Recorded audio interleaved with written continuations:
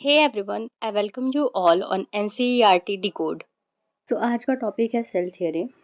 In 1838, Matthias Leiden, a German botanist, examined a large number of plants and observed that all plants composed of different kinds of cells which form tissues of the plant. यानी कि 1838 में एक botanist थे, यानी कि जो botany की study करते हैं, जर्मनी के बॉटनिस्ट थे मैथियस लाइडेन.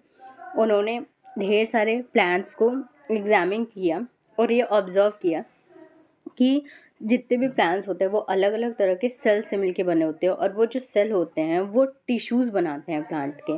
जैसे प्लांट में अलग अलग तरह का टिश्यू होता है, मेरिस्टेम होता है, apical, lateral, intercalary, permanent tissues होते हैं. तो अलग अलग तरह के कैम्बियम, अलग अलग तरह के टिश्यूज़ होते हैं. At about the same time Theodore Swan, 1839, a British zoologist, studied different types of animal cells and reported that cells had a thin outer layer which is today known as plasmamembrane. और Theodore sworn 1839 में वो एक zoologist थे Britain के, ठीक है. उन्होंने अलग अलग तरह के एनिमल सेल की स्टडी की, ठीक है. और ये बोला कि जो सेल्स होते हैं उनमें एक बाहर एक पतली सी लेयर होती है जिसे आज हम प्लाज्मा मेम्ब्रेन कहते हैं.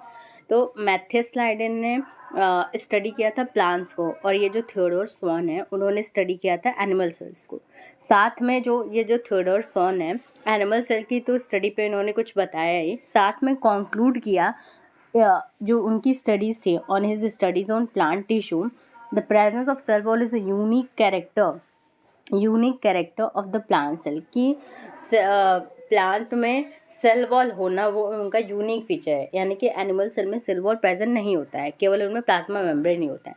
On the basis of this Schwann propose the hypothesis that the bodies of animals and plants are compose of cell and product of cell.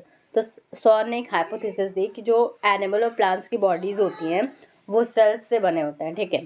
Schleiden और स्वॉन ने साथ में फिर टुगेदर फॉर्म्यूलेटेड द सेल थियरी. तो cell theory साथ में किसने दी थी? वो स्लाइडर और सॉन ने दी थी. This theory however did not explain to how new cells were form. ये थियरी यहाँ फेल हो जाती है कि इस थियरी ने ये एक्सप्लेन नहीं किया कि नए सेल आखिर कैसे बनते हैं, ठीक है. Rudder-Virchow, 1855, first explained that cells divided and new cells are formed from pre-existing cells. Omnis cellula is cellula. ये जो साइंटिस्ट है रडर-वर्चाउ 1855 में, इन्होंने सबसे पहले बार एक्सप्लेन किया कि एक सेल जो होता है वो डिवाइड करके दो सेल का फॉर्मेशन करता है, ठीक है. और जो नए सेल होते हैं वो पुराने सेल से बने होते हैं. तो ये एक है ओमनिस सेलुला इज सेलुला, ठीक. He modified the hypothesis of Sladen and Swan to give the cell theory final shape. ठीक. रडल्फ वर्काउ ने ही वॉज द वन जिन्होंने स्लाइडन और सॉन की जो सेल थियरी थी उसको एक फाइनल शेप दिया. उसमें उन्होंने अपना एक इंक्लूड किया चीज़. All living organism are compose of cells and product of cells, ठीक है. कि मतलब हर ऑर्गेनिज्म सेल का बना होगा, और सेल का मतलब प्रोडक्ट इन द सेंस कि मल्टीपल ऑफ सेल से बना होगा. या तो all cells arise from pre existing cell, कि हर एक सेल पहले से एग्जिस्ट कर रहे सेल से बना होगा, यानी कि डिवीज़न से बना होगा. तो ये सेल थियरी का आज अभी मतलब 2 पॉइंट्स बेसिक से हैं, और ये रडर वर्काउ ने दिया था, वर्चाउ ने, ठीक है. Thank you so much.